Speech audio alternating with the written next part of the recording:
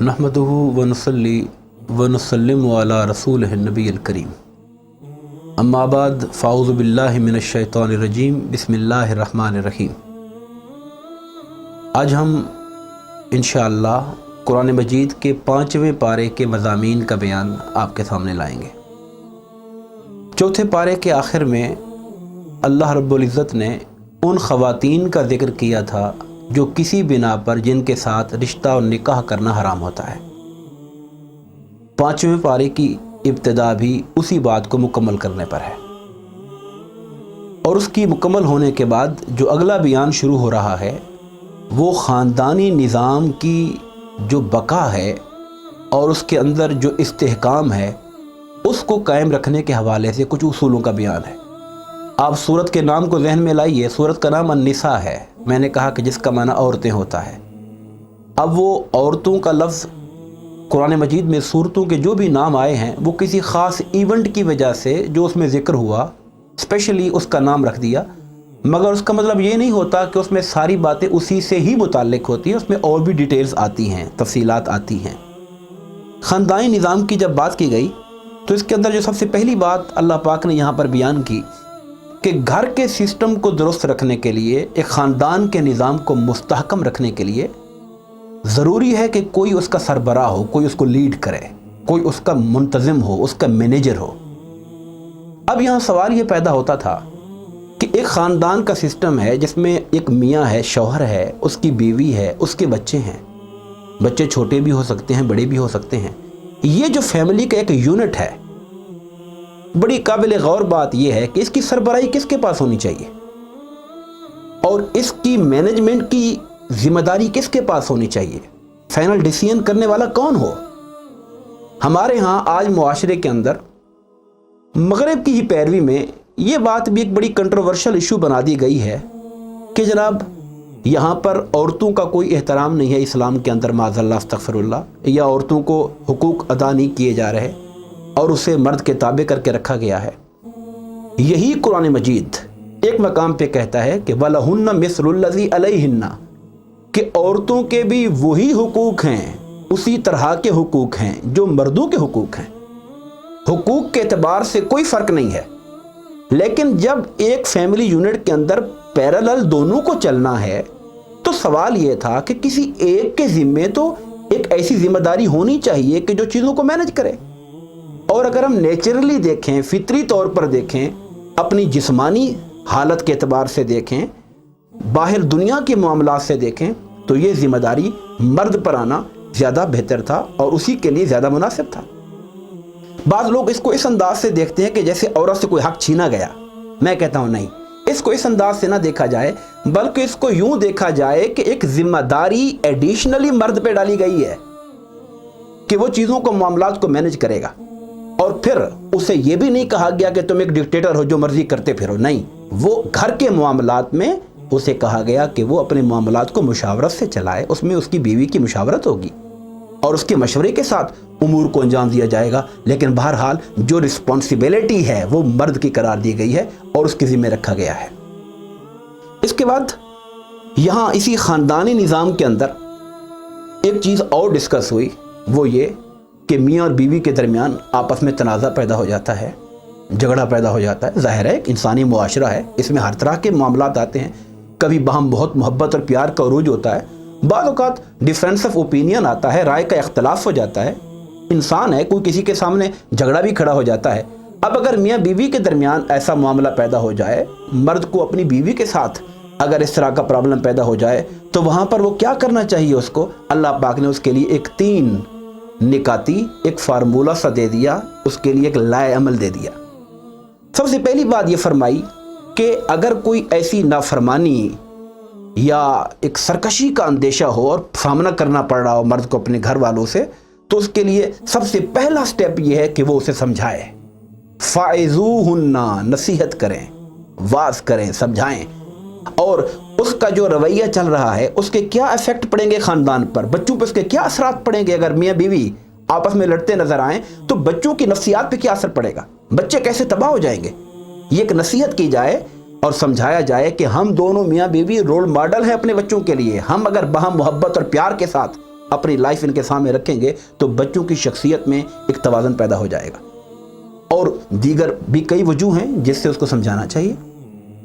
دوسرے سٹیپ پہ فرمایا کہ اگر کوئی ایسی طبیعت ہے جو سمجھانے سے اور نتائج پہ نظر کروانے سے بھی غور کرنے کے لیے تیار نہیں ہے, اپنی ضد پر قائم ہے, تو دوسرا سٹیپ یہ ہے کہ پھر مرد کو چاہیے کہ اپنا بستر عورت سے الگ کر لے. یعنی اسی گھر میں رہتے ہوئے اپنا بستر اس سے الگ کر لے. یہ ایک سمبولیکلی ایک علامت ہے کہ میں آپ سے ناراض ہوں. جو طرز عمل آپ نے اختیار کیا ہوا ہے میں آپ سے کمپرومائز نہیں کر سکتا ہوں. یعنی اب ہمارے ہاں آج معاشرے کی حالت دیکھیں, ہم لوگ اتنے غیر متوازن ہو گئے ہیں اور دین کی تعلیمات سے اتنے دور ہو گئے ہیں. آپ نے کبھی نہیں سنا ہوگا کہ کسی مرد کی بیوی اگر اس کے ساتھ جھگڑا کر رہی ہے تو وہ اس کے لیے دین کے اس پورے پروسیس کو لے کے چل رہا. میں اپنے مسلمان بھائیوں کو, مسلمان بہنوں کو متوجہ کرنا چاہتا ہوں کہ ہم کیسے مسلمان ہیں جو اپنے خاندان کے اندر اپنے گھر میں دین کی تعلیمات کو فروغ کیے بیٹھے ہیں. ہم پہلے کہا کرتے تھے کہ طلاق کی ریشو یورپ میں بہت زیادہ ہے, مگر مجھے آج افسوس سے کہنا پڑ رہا ہے کہ ہمیں بھی آج گلی گلی گھر گھر کے اندر اس طرح کے معاملات کا سامنا کرنا پڑتا ہے اور شکایات سننے کو ملتی ہیں. اور اس کی بنیادی وجہ دین کی اس تعلیم سے دوری ہے. پہلا سٹیپ تھا کہ نصیحت کریں, دوسرا سٹیپ تھا کہ آپ بستر سے الگ کریں, ایک سٹرانگ میسج دیں اس بات کا کہ میرا اس معاملات میں کمپرومائز میں نہیں کروں گا اور آپ کو اس پہ اصلاح کرنی پڑے گی. اور ایک تیسرا سٹیپ جس کو قرآن نے ذکر کیا اور اس کا بھی بڑا واویلا مچایا گیا کہ کہا کہ اگر اس پر بھی نہیں سمجھتی تو پھر وہ ہلکا پھلکا اس کو مار بھی سکتا ہے. بعض لوگوں نے اس کو بھی بہت بڑا مسئلہ بنا لیا. حالانکہ اگر آپ اس کو تمام تر تعصبات سے ہٹ کر دیکھیں, انسانوں کی جو طبیعتیں ہوتی ہیں, ان کے جو پس منظر ہوتے ہیں, ان کے جو بیک گراؤنڈ ہوتے ہیں, اس تناظر میں اگر کسی کے بارے میں یہ ڈیسیژن کوئی مرد لیتا بھی ہے بشرطے کہ خوف خدا, عدل, انصاف اور شریعت کے دائرے میں رہ کر کرے, جانور نہ بن جائے, وحشی نہ بن جائے. حدیث پاک کے اندر جہاں قرآن نے یہ حکم دیا وہاں حضور نے صلی اللہ علیہ وسلم اس کی توضیح کرتے ہوئے کہا کہ وہ مار ایسی ہی ہونی چاہیے جیسے کوئی مسواک کے ساتھ ٹچ کرتا ہے. یہ نہیں کہ آپ اس کو ذلیل کر دیں, بے عزت کر دیں اس کو. ہمارے ہاں ایک رخ پڑھا جاتا ہے مگر اس کی دوسری باتیں لا کر اس کو اکٹھے رکھ کر نہیں دیکھا جاتا تاکہ دین کا جو حقیقی چہرہ ہے وہ ہمارے سامنے آئے. اگر اس سے بھی کام نہیں چلتا, یہ تینوں سٹیپس ناکام ہو گئے, تو پھر کہا گیا پھر کچھ لوگ مرد کے گھر والوں میں سے, کچھ عورتوں کے گھر والوں میں سے لیے جائیں اور ایک بینچ بنا دیا جائے جو ان دونوں کے معاملات کو سنے اور سن کر ان کو سمجھانے کی کوشش کرے. اور اگر خدا نہ خواستہ وہ سمجھتے ہیں کہ نہیں ان کا اکٹھے رہنا امپاسبل ہو گیا ہے تو پھر وہ ان کی علیحدگی کے بارے میں مشورہ دیں گے ان کو. اس انفرادی اور خاندانی زندگی کے بعد پھر اگلا جو حکم آیا وہ اجتماعی زندگی کے بارے میں ہے کہ انسان کی جو معاشرتی زندگی ہے, اسلام اس کے بارے میں دو ٹوک رائے رکھتا ہے کہ معاشرتی زندگی کا جو نظم ہے وہ قائم اس صورت میں رہے گا جب معاشرے میں عدل ہوگا. عدل, معاشرتی زندگی عدل کے بنا قائم نہیں ہو سکتی. اگر بالادست لوگ اور اتھارٹی والے لوگ نیچے والوں پر ظلم کرنا شروع کر دیں گے تو وہ ظلم ایک حد تک برداشت ہوگا, پھر اس کے خلاف بغاوت پیدا ہو جائے گی, اور پھر جس کو جتنا ظلم کرنے کا جہاں جس لیول پر موقع ملے گا وہ وہاں کرتا چلا جائے گا اور معاشرہ جہنم بن جائے گا, جس کا نظارہ آج ہم اپنے ارد گرد دیکھتے ہیں اور اپنے ماحول میں پاتے ہیں کہ عدل نہ ہونے کی بنا پر ہر بندہ شکوہ گناہ ہے, ہر بندے کے اندر ایک نفرت ہے, معاشرے کے اندر امن نہیں, سکون نہیں ہے. ہمارے ہاں جو کچھ ہم دیکھ رہے ہیں معاشرے کے اندر بے راہ روی, اس کی بنیادی وجہ یہ ہے کہ ہمارے ہاں اجتماعی سطح سے لے کر انفرادی سطح تک, نجی زندگی سے لے کر قومی زندگی تک ہمارے معاشرے میں عدل کو نہیں رکھا گیا, عدل قائم نہیں رکھا گیا. اور اسلام تو عدل سے بھی آگے چڑھ کر پھر کہتا ہے کہ نہیں, احسان کا رویہ اپناؤ.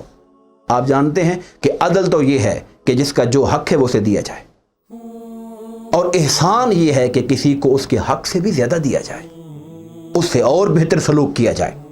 عدل سے معاشرے کا بیلنس قائم ہو جائے گا اور احسان سے معاشرہ اور خوبصورت ہو جائے گا, محبتیں اور پھیل جائیں گی اور نفرتوں کا خاتمہ ہو جائے گا. اللہ رب العزت نے عدل کا جو حکم ہے, ہم مسلمانوں کو اس پر اپنی آنکھیں کھولنی چاہیے کہ یہ حکم صرف مسلمانوں کے لیے نہیں ہے. ایون کوئی بندہ خدا کو نہ ماننے والا کافر ہے, اس کے معاملات میں بھی ہمیں عدل کرنا ہوگا.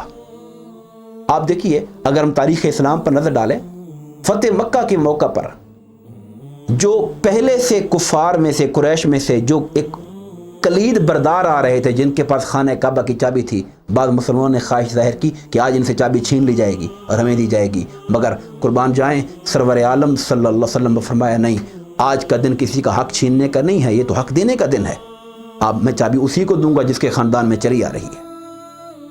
حضور نبی کریم علیہ السلام کے زمانے کے اندر ایک یہودی کا اور ایک مسلمان کا باہم جھگڑا ہو گیا۔ اب مسلمان یہ توقع لگائے بیٹھا تھا، جو حقیقت میں ان ریئل سینس وہ اندر سے مخلص نہیں تھا، منافق تھا، چونکہ میں کلمہ پڑھتا ہوں، مسلمانوں کی برادری کا حصہ ہوں، تو اس لیے یہ میری فیور کریں گے۔ وہ اپنا فیصلہ کروانے حضور کے پاس گیا۔ آقا نامدار صلی اللہ علیہ وسلم نے معاملے کی تہ تک پہنچ کر اپنے جو برادری کا مسلم برادری کا جو فرد تھا اس کے حق میں فیصلہ نہیں کیا، فیصلہ یہودی کے حق میں کیا۔ وہ مسلمان جو منافق جو مسلمان بنا پھرتا تھا، اس نے سوچا کہ میں حضرت عمر کے پاس جاتا ہوں، یہ ذرا کافروں میں بڑے سخت ہیں، میں ان کے پاس جاتا ہوں، وہاں سے جا کے کچھ ڈیسیژن شاید اپنے حق میں لے آؤں۔ عمر فاروق کو جب جا کر یہ بتایا اور ان کو علم ہوا کہ فیصلہ حضور دے چکے ہیں، وہ اپنے گھر گئے، تلوار لائے اور اس منافق کا جو اپنے آپ کو مسلمان کہلاتا تھا سر گردن سے اڑا دیا۔ کہا جو حضور کے فیصلے کے بعد پھر کسی اور کے پاس جائے گا تو اس کا فیصلہ عمر کی تلوار کرے گی۔ آپ اندازہ لگائیں کہ عدل کا پیمانہ یہ ہے کہ اگر کوئی آپ کا مخالف بھی حق پر کھڑا ہے، رائٹ اس کا ہے، تو آپ اپنے بھائی کو، اپنے ایون والدین کو اور دوستوں کو نہیں دیکھیں گے، بلکہ حق کو دیکھ کر عدل کے مطابق فیصلہ کریں گے، بھلے وہ کافر کے حق میں ہی کیوں نہ جاتا ہو۔ اور ان انفرادی اور اجتماعی معاملات کے بعد اللہ پاک نے پھر حکم جہاد دیا اور اس کی ترغیب دی، اور یہاں ترغیب دینے کے لیے ایک بڑا موٹیویشنل اللہ پاک نے الفاظ فرمائے کہ مسلمانوں تمہیں کیا ہو گیا ہے کہ تم جہاد کے لیے نہیں اٹھتے ہو؟ حالانکہ مسلمانوں کے جو کمزور یتیم لوگ ہیں اور بچے بچیاں ہیں وہ فریادیں کر رہے ہیں کہ اے اللہ ہمیں ظالموں کی بستی سے نکال، تم لوگ اٹھو جہاد کے لیے اور اپنے بھائیوں کے ساتھ کھڑے ہو۔ میں یہاں پر یہ واضح کرنا چاہوں گا، ہمارے ہاں جہاد بھی وہ کنسیپٹ ہے جس کو انتہائی برے طریقے سے اور نامناسب انداز سے لوگوں کے سامنے پیش کیا گیا۔ ہر جہاد کا مطلب لڑائی اور قتال، اور مسلمانوں کو ساتھ ایسے اٹیچ کر دیا گیا ہے کہ جہاں پر دنیا میں کوئی فتنہ غارت کوئی قتل ہوتا ہے وہ لوگ اس میں اسلام کے ساتھ اس کو نتھی کر دیتے ہیں، حالانکہ اسلام وہ دین ہے جو دنیا میں سب سے زیادہ امن کا پیغمبر ہے، امن کا پیغام دیتا ہے۔ جہاد کا جو لفظ ہے یہ جہد سے نکلا ہے، جس کا معنی ہوتا ہے ایفرٹ کرنا، کوشش کرنا۔ آپ اپنے مال کے ذریعے بھی معاشرے کی جو ویلفیئر ہے اس کے لیے کام کرتے ہیں، یہ جہاد ہے۔ آپ کو اللہ نے علم دیا ہے، آپ لوگوں کو جہالت کے اندھیروں سے نکال کر ان کو معلومات دیتے ہیں، یہ جہاد ہے۔ اللہ رب العزت نے اگر آپ کو جسمانی طاقت دی ہے، آپ کمزوروں کا سہارا بنتے ہیں، یہ جہاد ہے۔ علم کے ساتھ جہاد ہے۔ اللہ نے آپ کو اگر ادیب بنایا ہے، آپ لکھ سکتے ہیں، آپ لکھ کر، کالم لکھ کر، کوئی مضمون لکھ کر، کوئی ایسے لکھ کر لوگوں کو موٹیویٹ کرتے ہیں اور ان تک فروغ شعور کی بات کرتے ہیں، یہ آپ جہاد کر رہے ہیں۔ اور وہ ایک آخری شکل ہے کہ جب کوئی لوگ آپ کے خلاف کھڑے ہو جاتے ہیں، آپ کو دباتے ہیں، آپ کی آزادی کو سلب کرنے کے درپے ہو جاتے ہیں، آپ کے دین و ایمان پر پابندیاں لگاتے ہیں، وہاں آپ اپنی ایمان، اپنی دین، اپنی جان کے تحفظ کے لیے لڑتے ہیں۔ وہ ایک آخری درجہ ہے جس کو جہاد بالنفس کہتے ہیں اور قتال کہتے ہیں۔ بدقسمتی یہ ہے کہ وہ جو آخری لیول کا درجہ ہے جس کا مقام انسانی زندگی میں کبھی آتا ہے، اس کو ہم نے ٹاپ پرائرٹی پہ آگے رکھا ہوا ہے، اور جد و جہد کی جو باقی صورتیں ہیں وہ زندگی میں نظر نہیں آتی ہیں، اور ہم اس کو صحیح تصور لوگوں کے سامنے اور ساری دنیا کے سامنے پیش نہیں کر سکے۔ اللہ رب العزت نے مسلمانوں کو اس پر موٹیویٹ کیا، اور جہاد کا ذکر بھی قرآن نے کیا اور قتال کا ذکر بھی قرآن نے کیا۔ قتال کا معنی وہی ہوتا ہے کہ جب آپ کسی سے جنگ کرتے ہو اور ان سے لڑائی کرتے ہو، اس میں بھلے آپ کی اپنی جان چلی جائے یا دشمن لڑتا ہوا مارا جاتا ہے، اس کے بھی ذکر کیا، مگر اس کی اپنی شرائط ہیں، اس کا اپنا ایک نوعیت ہے، اس کے اپنے تقاضے ہیں۔ ہم ان شرائط، ان تقاضوں کا لحاظ کیے بغیر ایک گروپ اگر کھڑا ہو جاتا ہے تو یہ دین کی صحیح تعبیر نہیں ہوتی، بلکہ دین کو اس کا نقصان پہنچتا ہے اور مسلمان اس کی سزائیں بھگتتے رہتے ہیں۔ اللہ رب العزت نے جہاں کفار کے خلاف جنگ اور جد و جہد کا حکم دیا، وہاں منافق جو ہمارے اپنے معاشرے میں آستین کے سام بن کے رہتے ہیں، ان کی طرف بھی متوجہ کیا کہ ان کی سرگرمیوں پر نظر رکھو کہ وہ آستین کے سانپ ہیں، وہ تمہیں زیادہ نقصان پہنچائیں گے۔ اور مدینہ منورہ کے پس منظر کے اندر यही वो लोग थे जो यहूदियों के साथ और कुफार के साथ मिलकर उनको अंदर की खबरें देते, मोटिवेट करते और उनको जंग पर मुसलमानों के खिलाफ लड़ने पर आमादा करते थे। उनके बारे में अल्लाह पाक ने मुसलमानों से कहा कि उनको तुम पहचानो, उनकी हरकतों को पहचानो और अपने आप को उनसे जुदा करो और उनकी जो तदाबीर वो करते हैं उनका तोड़ करने की कोशिश करो और उसका शिकार किसी हाल में मत बन जाओ। इसके बाद कुरान मजीद ने कत्ल आमद की सज़ा का बयान किया। कत्ल दो तरह के हो सकते हैं, कोई माज़अल्लाह जानबूझकर किसी को कत्ल करता है, एक होता है किसी से गलती से कुछ हो गया, एक्सीडेंटली हो गया, ना चाहते हुए कोई ऐसा अमल हो गया, वो एक अलग जिक्र है। लेकिन जो जानबूझकर किसी मोमिन को कत्ल करता है, अल्लाह पाक ने फरमाया कि उस पर अल्लाह की लानत है और वो अल्लाह पाक ने उसके लिए बड़ा अजाब तैयार कर रखा है और वो तवील मुद्दत जहन्नम में रहेगा। यहाँ खालिदन का लफ्ज़ आया है, मगर उलमा ने इसकी वजाहत में लिखा है कि खुलूद फिन्नार तो कुफार के लिए होता है, एक मुसलमान के लिए खुलूद उस शक्ल में हो सकता है कि जब वो कत्ल को हलाल समझे, हलाल समझने की बिना पर वो काफिर हो जाएगा, तब खुलूद फिन्नार होगा उसके लिए। यहाँ पर अल्लाह रब्बुल इज़्ज़त ने जहाँ जिहाद का हुक्म दिया वहाँ हिजरत का भी बयान किया। आप जानते हैं कि जब आका इनामदार अलैहिस्सलातु वस्सलाम मक्का से मदीना आए तो तादाद इतनी कम थी और आपके चारों तरफ कुफार इतने बड़े हुए थे कि मुसलमान डरते रहते थे। तो फिर हुक्म दिया गया कि जो खित्ता अरब में जो मुसलमान हुआ है, मक्का वाले या जहाँ पर कहीं, उन्हें चाहिए कि वो अपने दीन और मुसलमानों की रियासत के तहफ़्फ़ुज़ के लिए हिजरत करके अपने शहर छोड़कर मदीना के अंदर आ जाएं। और एक वक्त तक फ़तेह मक्का से के पहले तक ये हुक्म बरकरार रहा और हिजरत करना फ़र्ज़ रहा और जो लोग हिजरत नहीं करते थे उन पे तान और मलामत भी की जाती थी। इसके बाद आखिर में सलात खौफ का जिक्र है कि अगर जंग की हालत है तो उस वक़्त खौफ का आलम है, सारे मुसलमान इकट्ठे होकर नमाज अदा नहीं कर सकते, ख़तरा है दुश्मन हमला ना कर दे, तो खौफ की हालत में नमाज कैसे पढ़ी जाएगी।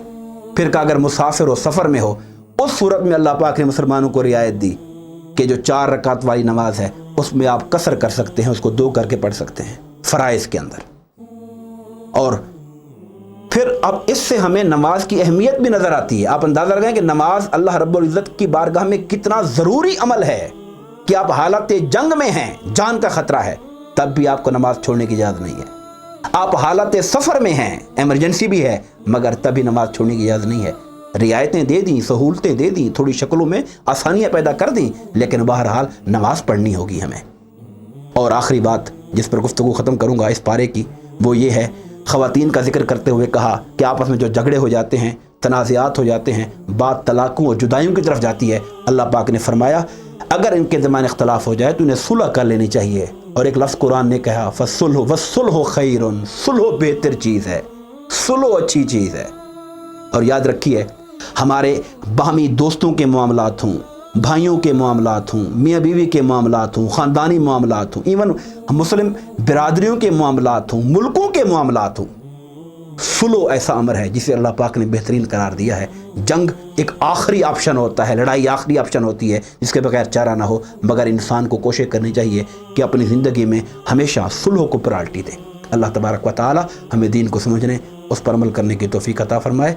आमीन। वमा अलैना इल्लल बलागुल मुबीन। मज़ीद इस्लामिक वीडियोस देखने के लिए हमारे channel Iqra and Islamic guide को सब्सक्राइब करें और बेल आइकन को प्रेस करना ना भूलें ताकि हमारी आइंदा आने वाली वीडियोस का नोटिफिकेशन आपको बर वक्त मौसूल होता रहे। आप हमें ट्विटर और फेसबुक पर भी फॉलो कर सकते हैं जिनके लिंक्स डिस्क्रिप्शन में मौजूद हैं।